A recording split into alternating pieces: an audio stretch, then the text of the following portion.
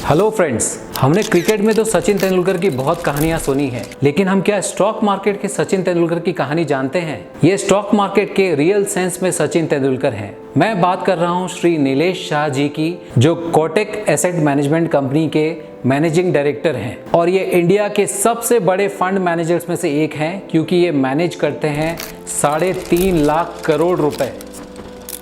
इनकी पूरी स्टोरी में से बहुत कुछ सीखने को है, क्योंकि इतना स्ट्रगल करने के बाद भी इन्होंने कभी हार नहीं मानी और हमेशा बहुत ही हम्बल, मॉडेस्ट और ऑनेस्ट रहे। मिल में स्ट्राइक और जीवन में स्ट्रेस के कारण अपने पिताजी को उन्होंने छोटी सी उम्र में खो दिया। जब वो 4th स्टैंडर्ड में थे, इन्होंने सोचा अब काम में लग जाता हूँ, काम करके कुछ पैसे कमाता हूँ। लेकिन इनके प्रिंसिपल जानते थे कि ये एक होनहार स्टूडेंट है और उन्होंने कहा, नहीं, तुम्हें पढ़ाई नहीं छोड़नी। अगर तुम हर साल क्लास में फर्स्ट आते रहे तो तुम्हारी फीस मैं भरूंगा। इनकी माताजी दूसरों के छोटे छोटे काम जैसे कि सब्जियां काट के देना, साड़ियों में फॉल लगा के देना, ये सब करके किसी तरह से घर चलाती थी। नीलेश शाह जी को छोटी सी उम्र में समझ में आ गया कि पढ़ाई ही पासपोर्ट है गरीबी से ऊपर आने का, अपनी लिमिटेशन से ऊपर उठने का। इनका मानना है कि एक बच्चा भी फैमिली में अच्छे से पढ़ ले तो वो पूरी फैमिली का बेड़ा पार कर देता है। 200-250 स्क्वायर फीट के मुंबई के एक चौल के कमरे में बारिश में जब पानी भर जाता था और सोने के लिए जब जगह नहीं रहती थी, तो दरवाजे के पास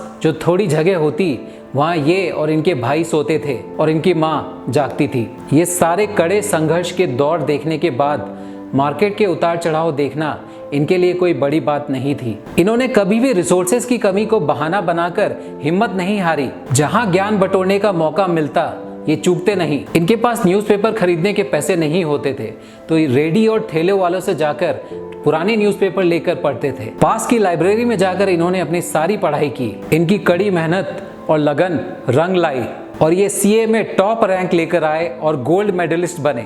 गोल्ड मेडलिस्ट होने की वजह से इन्हें अच्छी जॉब अपॉर्चुनिटीज मिलने लग गई और इन्हें एल&टी यानी कि लार्सन एंड टूब्रो से कॉल आया। जब ये एल&टी इंटरव्यू के लिए गए तो वहां के जनरल मैनेजर ने इनको समझाया कि आपको फाइनेंशियल मार्केट्स में जाना चाहिए, वो इमर्जिंग फील्ड है, वहां ट्राई करो। अगर उस फील्ड में नौकरी नहीं मिलती तब यहाँ आ जाना, यहाँ की अपॉर्चुनिटी आपके लिए खुली है। ये सिर्फ उनकी डेस्टिनी उन्हें नहीं बुला रही थी, बल्कि वो करोड़ों निवेशक जो श्री नीलेश शाह जी के फंड मैनेजमेंट कैपेबिलिटीज का फायदा उठाने वाले थे।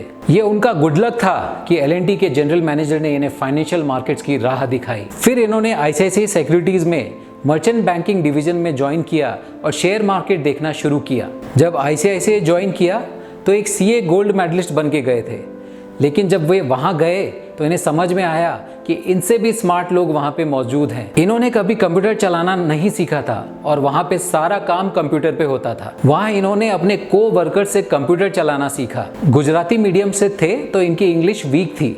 वहाँ बहुत पेशेंटली इनके बॉस ने इन्हें इंग्लिश में लेटर्स ड्राफ्ट करना सिखाया और ये सब एक्सपीरियंस ने ही उनको हम्बल रहना सिखाया। आज उनकी ह्यूमिलिटी, मॉडेस्टी और सिंप्लिसिटी के हम सब कायल हैं। इनके ऑफिस के बगल में ही स्टॉक ब्रोकर्स का ऑफिस था, तो ये लोगों के पैसे बनाने के किस्से सुनते रहते थे।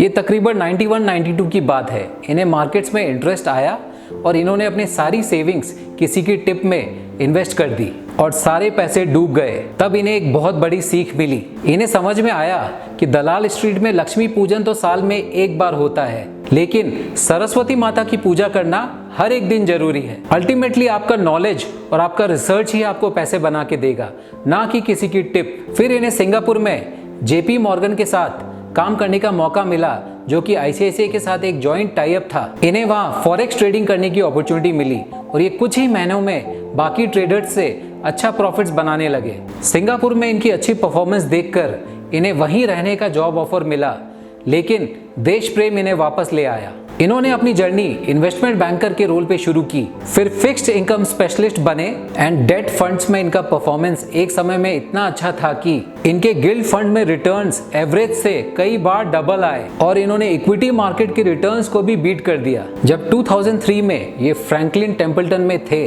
और इन्हें लगा कि डेट मार्केट का बुल मार्केट अब खत्म हो रहा है एंड इसमें आगे सिमिलर रिटर्न्स नहीं आएंगे, तो इन्होंने खुद डेट फंड मैनेजर होने के बावजूद इन्वेस्टर्स को डेट फंड में इन्वेस्ट करने से रोका।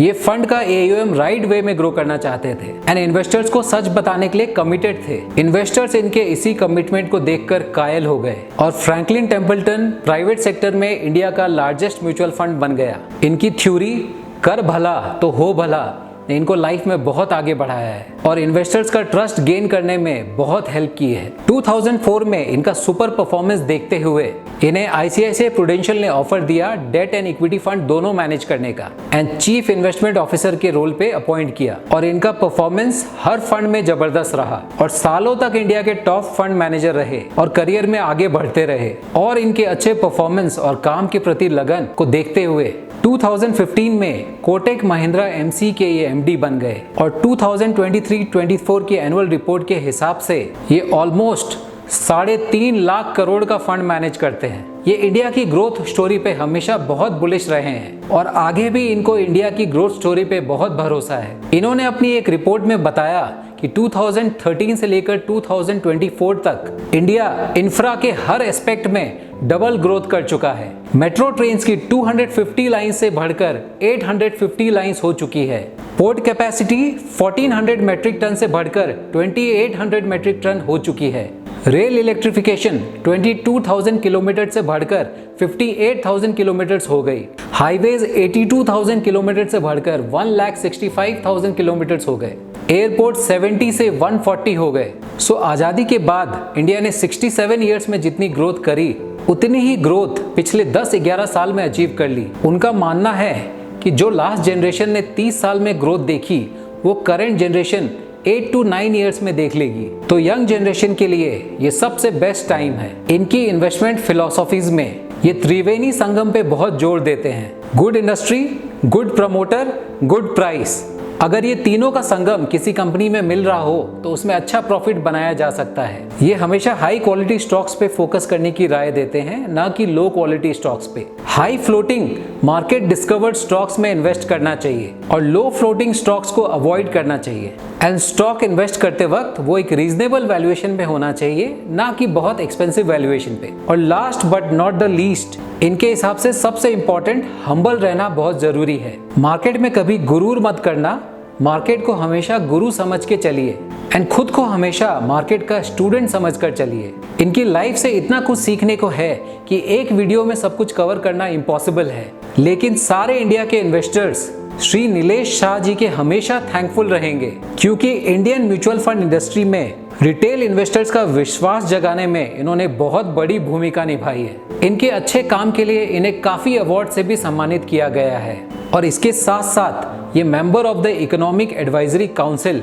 टू द प्राइम मिनिस्टर भी हैं एंड प्राइम मिनिस्टर और PMO को अपने थॉट्स और आइडिया शेयर करते रहते हैं। इनके बारे में डेफिनेटली आपको और जानना चाहिए और इनकी किताब अ डायरेक्ट टेक जरूर पढ़ें। उसमें आपको इन्वेस्टमेंट के बारे में और बहुत कुछ सीखने को मिलेगा। मैं भी इनको अपना इन्वेस्टमेंट गुरु मानता हूं और इनको हमेशा फॉलो करता हूं। आपको ये स्टोरी पसंद आई हो तो प्लीज़ हमारे चैनल को लाइक सब्सक्राइब ज़रूर करें।